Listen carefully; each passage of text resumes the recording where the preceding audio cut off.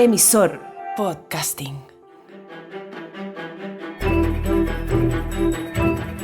Esto es Historia Freak, el podcast donde toda historia tiene algo de historieta. Con ustedes su anfitrión, Joaquín Barañao.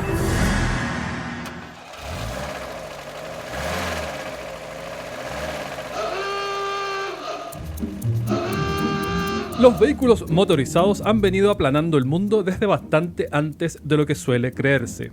Artefactos a vapor datan al menos de 1769. El carruaje a vapor de Richard Trevithick traquetea por las calles de Londres allá por 1803. La primera ley británica de locomotoras, como entonces los llamaban, data de 1861 y 4 años después se impuso un límite de velocidad de 4 millas por hora o 2 millas por hora en zonas urbanas, es decir, 3,2 kilómetros por hora, menos que los 5 a los que usted camina para ir a comprar el pan. Se les exigía a estos vaporetos una tripulación de al menos 3 y un tipo con una bandera roja debía caminar al menos 60 yardas más adelante. Como se ve, la sola idea de estos monstruos metálicos despertaba terror.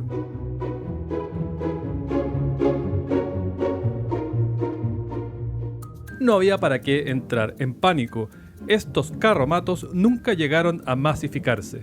Aunque los motores a vapor eran seguros y fiables, y además se contaba con experiencia de sobra gracias a su uso extendido en trenes y barcos, sus desventajas eran muchas y muy feas.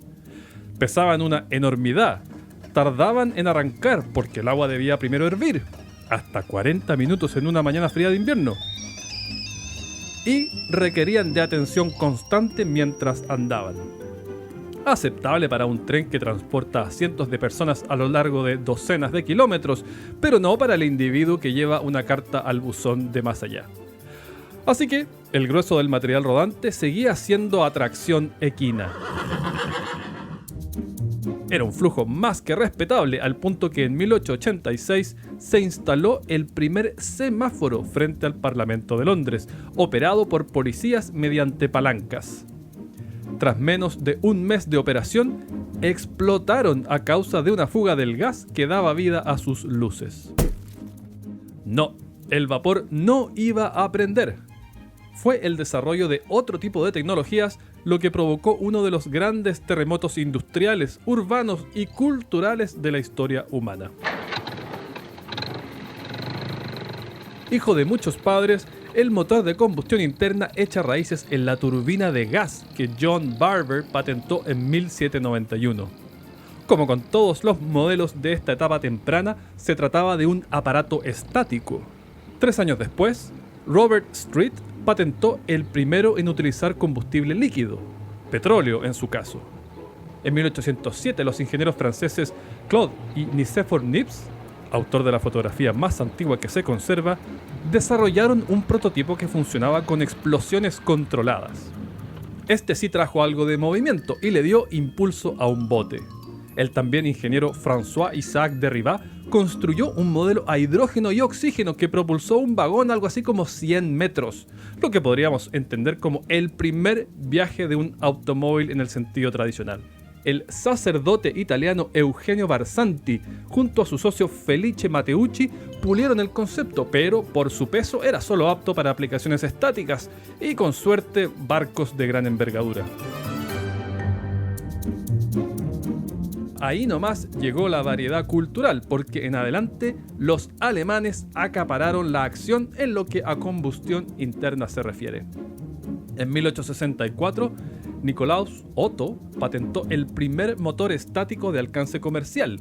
12 años después, patentó una novedad junto a Wilhelm Maybach y Gottlieb Daimler, así como en Daimler Mobility AG. El motor de 4 tiempos. Admisión del combustible. Compresión. Explosión y expansión. Escape. Por eso el ciclo de 4 tiempos, el que utilizan hoy casi todos los automóviles a gasolina, se conoce como ciclo Otto. Observando todo esto, un ingeniero mecánico llamado Carl Benz razonó que las cosas estaban maduras ya para echar todo este aprendizaje a rodar. En 1879 patentó un motor de gasolina de 2 tiempos razonablemente fiable y 6 años más tarde produjo su carruaje sin caballos. Su debut, eso sí, no estuvo a la altura de este hito histórico. El resultado del primer test drive público fue una colisión contra un muro. Comprensible que el Kaiser Guillermo II profiriera su famoso vaticinio. El automóvil es solo un fenómeno temporal. Creo en el caballo. ¿Es entonces este chancacazo el acta de nacimiento del automóvil? No, eso había ocurrido ya en 1881, cuando Gustave Trouvé adaptó un motor desarrollado por Siemens y rodó por las calles de París. Usted se preguntará entonces por qué Trouvé es tanto menos conocido que Benz y no existe un Mercedes Trouvé. Bueno, sucede que su carromato era eléctrico y no fue esa la tecnología que acabó por imponerse. ¿Pero cómo? Si yo vi el documental ¿Quién mató el auto eléctrico? Y todos sabemos que esta tecnología no prosperaba porque las petroleras compraban las patentes. Who killed the electric car? Lack of corporate wisdom. In my opinion, it's big oil. The murder was committed by the General Motors company. Pamplinas. Un motor eléctrico es mucho más simple que uno de combustión interna. El verdadero obstáculo no eran oscuros hombres con maletines negros, eran las baterías, que hasta hace muy poco no podían competir en autonomía con el combustible. Pero en la etapa inicial, cuando no existía aún una red amplia de carreteras, esto no parecía una desventaja tan severa. Y las ventajas sí que eran bien palpables. Vehículos silenciosos, que no vibraban, y sin ese permanente hedor a hidrocarburos que permeaba los toscos modelos de entonces. Contrario a los augurios del Kaiser, las herraduras comenzaron de a poco a ceder espacio a las ruedas, y en eso tuvo bastante que ver el primer viaje interurbano protagonizado por la esposa de Benz. Dado que él difícilmente hubiese aprobado un plan así de temerario, Berta actuó en sigilo. Al amanecer, mientras él aún dormía, le dejó una nota y, junto a sus 2 hijos adolescentes, arrastró el carruaje sin caballos con el motor apagado hasta distancia segura. Luego se lanzó a pilotear unos 105 kilómetros que la separaban de su madre.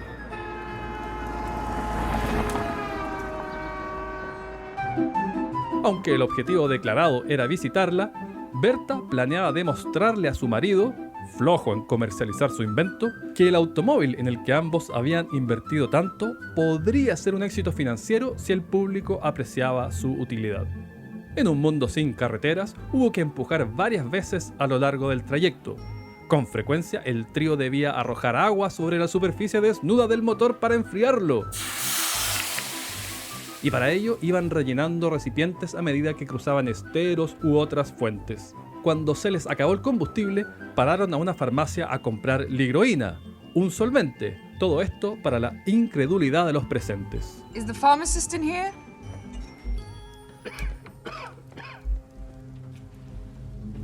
I'm looking for 10 liters of Ligroin. You won't get those stains out of that dress. Better buy a new one. It's not for my dress. It's for my carriage. Are you trying to poison your horses? Do you have 10 liters or not? Hoy el recinto se promociona como la primera estación de servicio del mundo.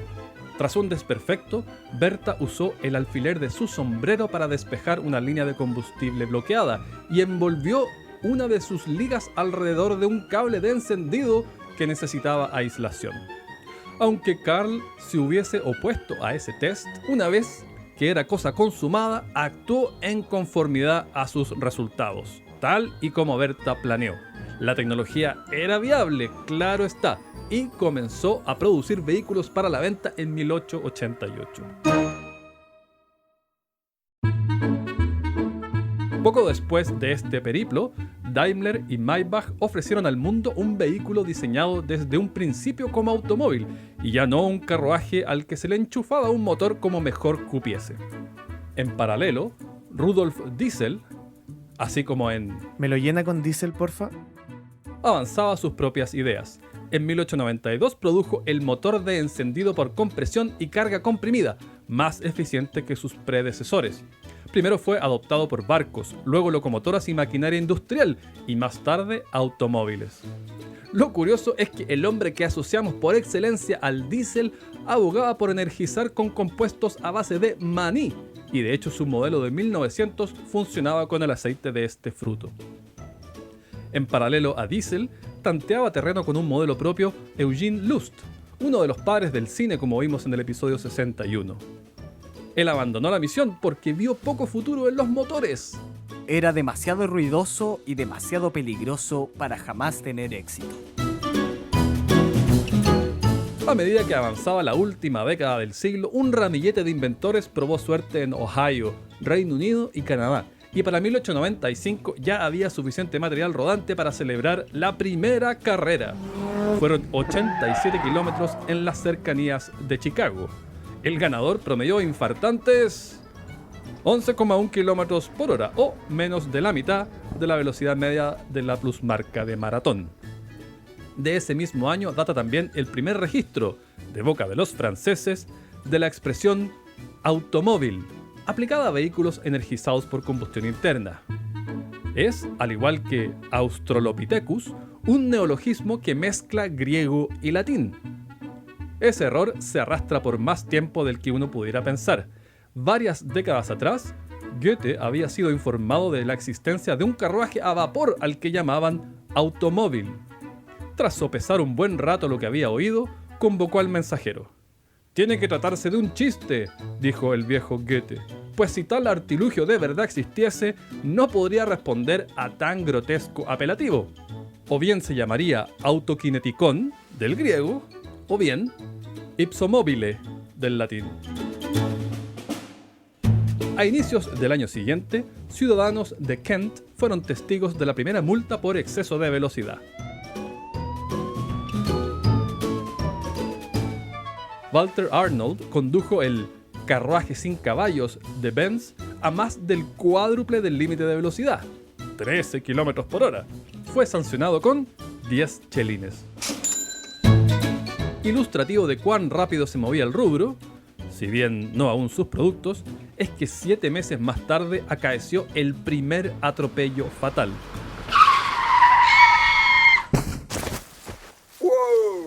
Una londinense fue golpeada por un vehículo que viajaba a 19 km por hora en las inmediaciones de Crystal Palace. No es lo que uno llamaría vertiginoso, pero hay que considerar que aún no había vías dedicadas. Al proclamar su veredicto, el juez sentenció, con abundante voluntad pero escaso sentido profético, que esto no debe volver a ocurrir jamás.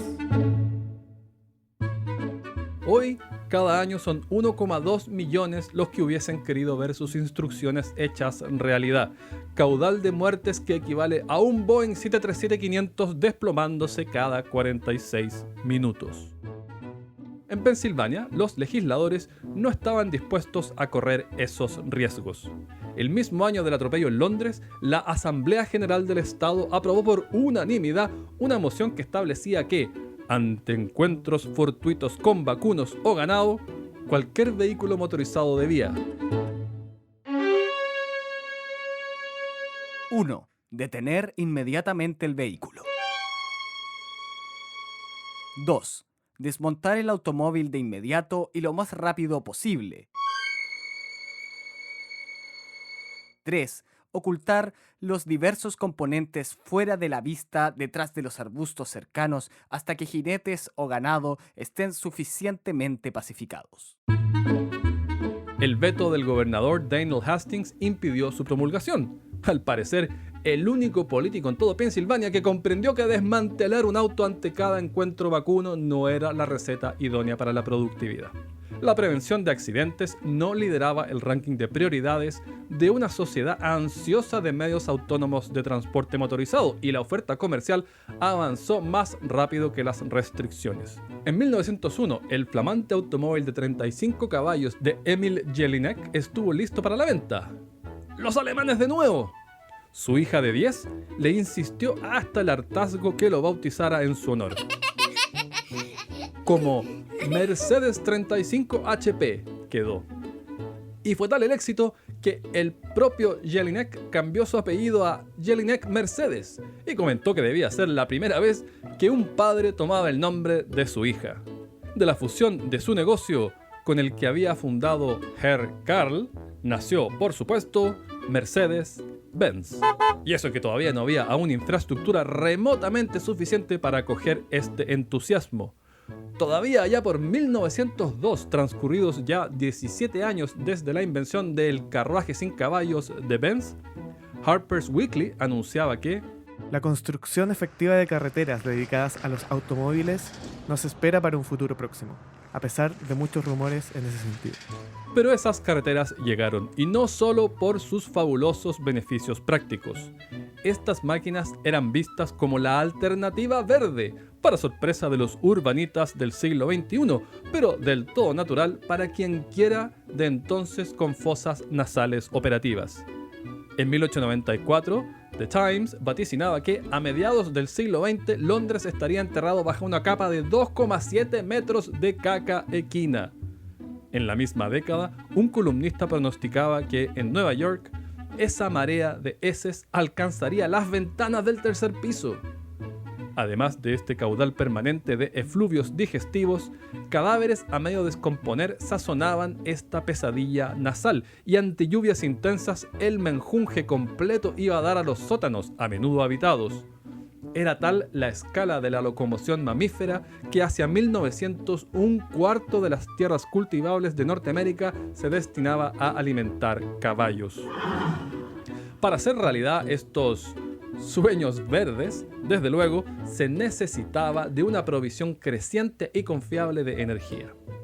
Una opción eran los derivados de hidrocarburos, una historia que exige que nos remontemos al 27 de noviembre de 1862, fecha en que el comerciante londinense John Cassell publicó el siguiente aviso en el Times. El aceite de patente Gasoline, seguro, económico y brillante, posee todos los requisitos que por tanto tiempo se han deseado como un medio de poderosa luz artificial. Cassell pronto vendería su derivado del petróleo a lo largo y ancho de las islas británicas. Transcurridos algunos años, sin embargo, las ventas en Irlanda comenzaron a caer. Cassell descubrió que un dublinés llamado Samuel Boyd vendía una versión falsificada y le escribió solicitando detener su operación. Boyd nunca respondió.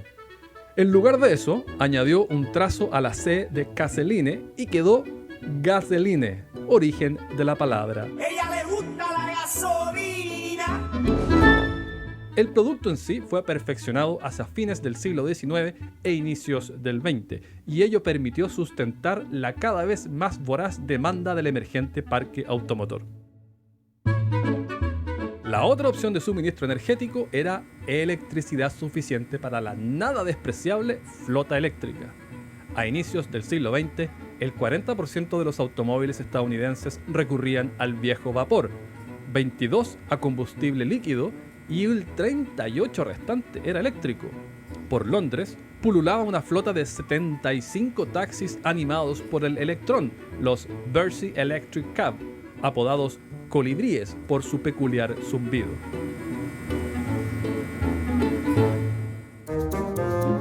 El primer cacharro diseñado por Ferdinand Porsche de 1898 operaba también mediante ese expediente, y los primeros récords de velocidad eran todos de autos eléctricos. Esto incluye el primero en superar la barrera de los 100 km por hora, un bólido belga llamado La Jamás Contenta, que alcanzó 106 km por hora en 1899. Lo tripulaba Camille Jenatzy, el mismo piloto que, a bordo de un eléctrico de su propio diseño, ganó con facilidad un reto de ascenso de montañas contra 47 autos a combustible. Jenatzy, un adrenaline junkie, predijo que moriría a bordo de un Mercedes. Y, en efecto, una noche se escondió entre los arbustos e imitó el ruido de un jabalí. Un cazador le disparó y murió en una ambulancia camino al hospital. Marca Mercedes.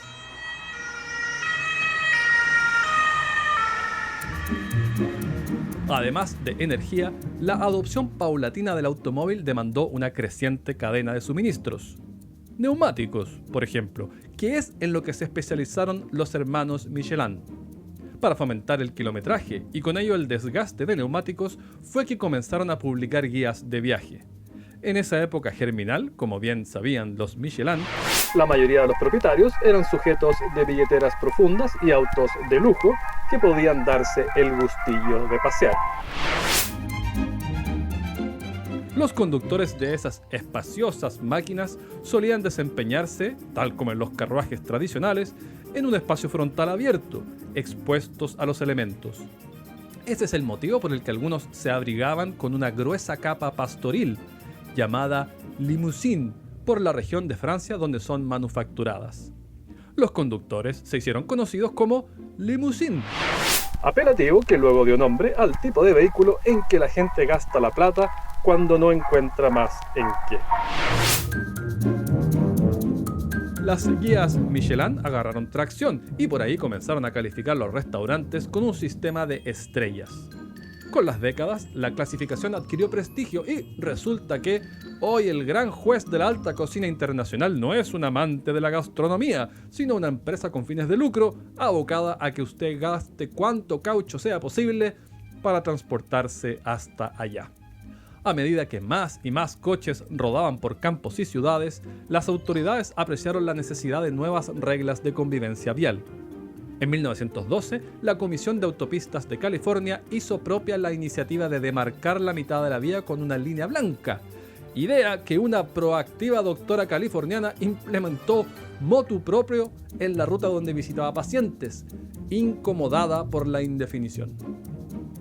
William Hoover, un fabricante de cuero, veía con preocupación cómo la mutación de jinetes en conductores mermaba la demanda por aperos ecuestres. Por eso le entusiasmó tanto cuando conoció el invento de James Spangler, primo de su mujer. Spangler padecía de asma crónica y en su desesperación por curarla inventó la aspiradora. Hoover compró la patente, masificó el negocio y hasta hoy los británicos llaman to Hoover al acto de aspirar. No todos leyeron tan bien como Hoover los nuevos rumbos del transporte. La Samson Sieve Grip Tractor Company lanzó tractores que se conducían con riendas en lugar de volante, porque razonaron que a los agricultores les agradaría una interfaz familiar, semejante a los caballos que venían comandando por siglos. Hay que reconocer, eso sí, que un germen de verdad había en ello, al menos para las primeras horas de transición al volante.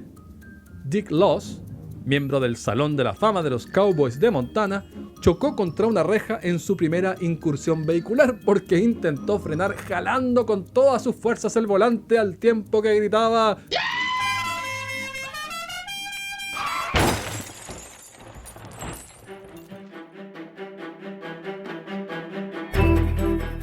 Uriah Smith, un predicador adventista del séptimo día, patentó en 1899 el Horsey Horseless, suerte de mascarón de proa con forma de caballo para adosar al frente de los autos y no espantar a los equinos de carne y hueso que aún circulaban en abundancia. ¿Y de los eléctricos qué se hizo? Bueno, todo quien viva en el planeta Tierra conoce el desenlace. No se la pudieron contra la deliciosa autonomía del combustible. Antes de 1910, pocos hogares contaban con electricidad y las estaciones de carga comunitarias y los planes de intercambio de baterías nunca prosperaron. Hubo que esperar hasta el desarrollo de las baterías de ion de litio para que un sudafricano con ínfulas de Tony Stark les devolviera el alma al cuerpo. The biggest impact of the Roadster is in changing the perception of what an electric car can be and showing that you can do amazing things with electric car that in fact are better than gasoline cars in a lot of respects.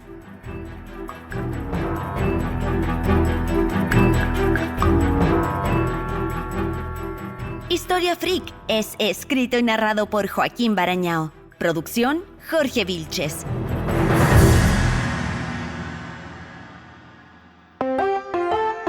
Emisor Podcasting.